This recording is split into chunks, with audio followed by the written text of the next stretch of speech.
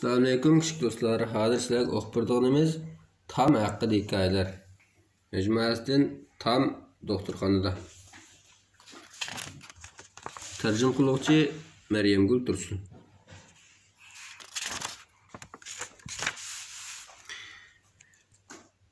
Bugün ettigen yesiyeti qo'rsuqim og'rib ketganlikdan qo'shoqni yodlab berolmadim. To'lim afsus. Aslida qo'shoqning hammasini ichimda ching saqlab olgandim. Qo'rsuqim bek og'rib ketgachga muallim intayin ensirdi. Yesli boshliq keldi. Umu bek ensirib ketgan edi. Ko'pchilikning hammasi endish qildi. Ular anamga telefon qilib, meni alg'il kelishni aytishdi.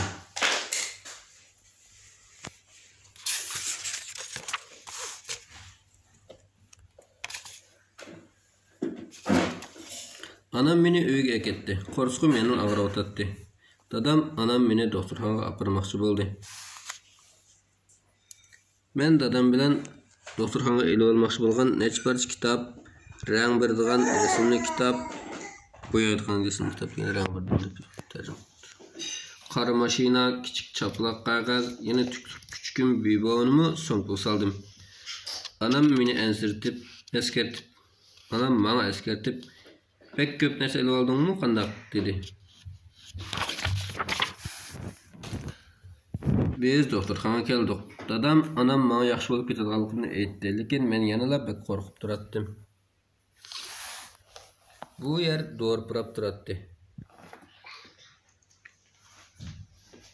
Oq xalat kiygan bir achash kulimsirgan holda meni ko'rgili keldi. U sestra ekan. "Tam yaxshimisan?" dedi u muloyimlik bilan. "Men sendan xabar olishga mas'ul, hargiz qo'rqma."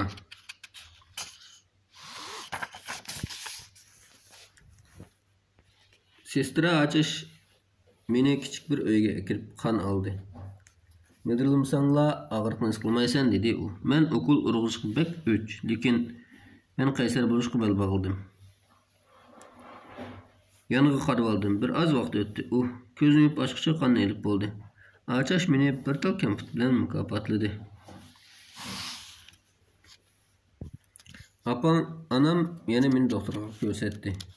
Tekshirish tutgandan keyin doktor menga hammasi normal ekan dedi. Men ichimda undaqda doktorxonaga nima keldim deb o'yladim. Men oxiri meni operatsiya qilgan doktorni ko'rdim. U menga mening bir bo'lak so'qir uchimni kesib elayotganligini aytdi.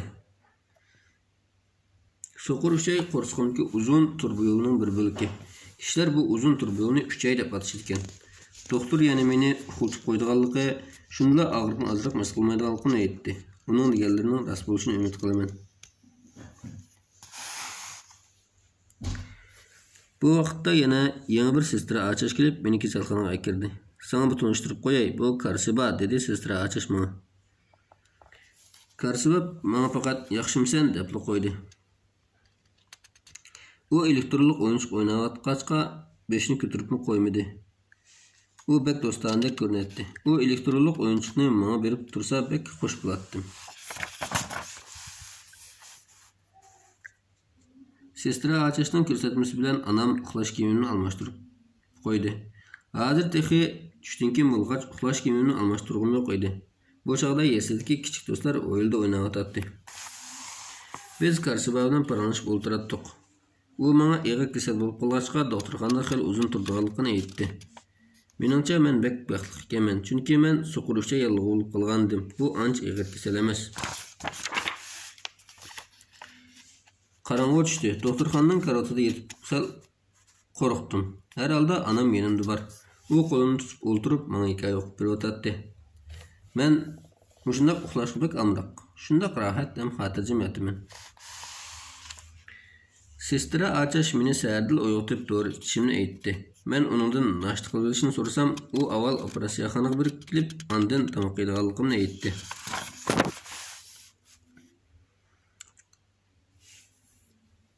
Men chaqliq karavotga yotqizilib, uzun koridordan o'tdim. Men ajoyib bir sezim paydo bo'lib, endi qo'rqmas bo'ldim.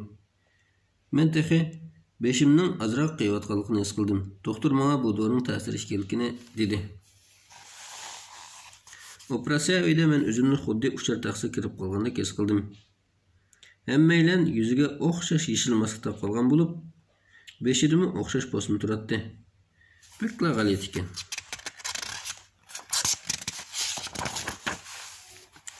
Men qaytadan uyg'ongan vaqtimda dadam anamni ko'rdim. Ular menga qarab turadi. Men allaqachon kasalxonaga qaytib kelgan edim. Voy, operatsiya tuyapti-da. Mening ularga bekla gap qilgan bor edi, biroq bek uyqum kelib turadi.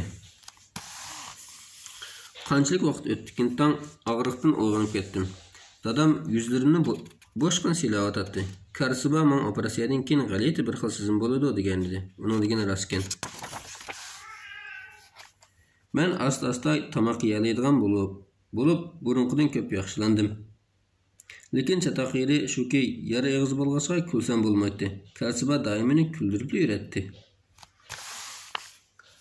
Ertesi sestra açış meni yurib koridorda bir necha qadam mang'uldi, lekin yana azroq og'ritdi. Men xuddi qirboyladek asta ma'atdim.